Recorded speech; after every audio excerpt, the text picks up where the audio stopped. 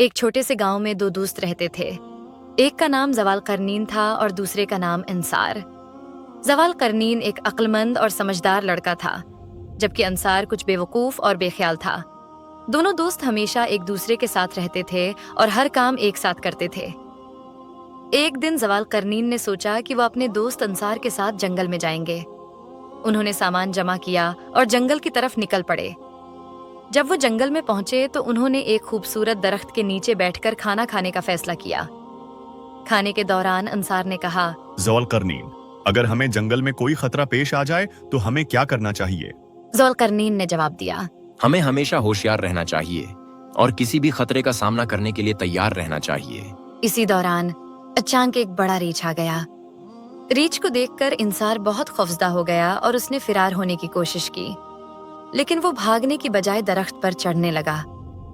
जवाल करनीन ने उसे रोका और कहा, इंसार रीछ दरख्त पर नहीं चढ़ता, बस तुम जमीन पर बैठ जाओ और मेरे पीछे छिप जाओ। अंसार ने जवाल करनीन की बात नहीं मानी और दरख्त पर चढ़ने की कोशिश करने लगा, मगर वो बहुत खौफजदा हो गया। जवाल करनीन ने समझदारी से अपने आप को रीछ के सामने पेश किया और आहिस्ता आहिस्ते पीछे हटता गया। रीछ ने जवाल करनीन की तरफ तवज्जो दी और उसकी तरफ बढ़ने लगा। जवाल करनीन ने अपने दिल में अज़्म किया कि वो बहादुरी से काम लेगा। अचानक जवाल करनीन ने अपने हाथ में एक पत्थर उठाया और रीछ की तरफ फेंक दिया। पत्थर रीछ के सिर पर लगा, जिससे वो हैरान हो गया। उसने जवाल करनीन को छोड़कर जंगल की तरफ भागना शुरू कर दिया। अंसार दरख्त से नीचे आया और जवाल करनीन की तारीफ करने लगा। तुमने बहुत बहादुरी का मुजाहिरा किया जवाल करनीन, तुम वाकई अक्लमंद हो। जवाल करनीन ने मुस्कुराकर कहा, ये सब सच्चाई और होशियारी की बात है। अगर हमने खुद को संभाला ना होता तो क्या होता? अंसार ने सोचा कि अगर वो भी जवाल करनीन की तरह अक्लमंद होता तो वो खुद को खतरे से बचा सकता था। उसने वादा किया कि वो आइंदा अपने फैसलों में ज्यादा अक्लमंदी से काम लेगा। इस वाकये के बाद अंसार ने अपनी जिंदगी में कई तब्दीलियां की।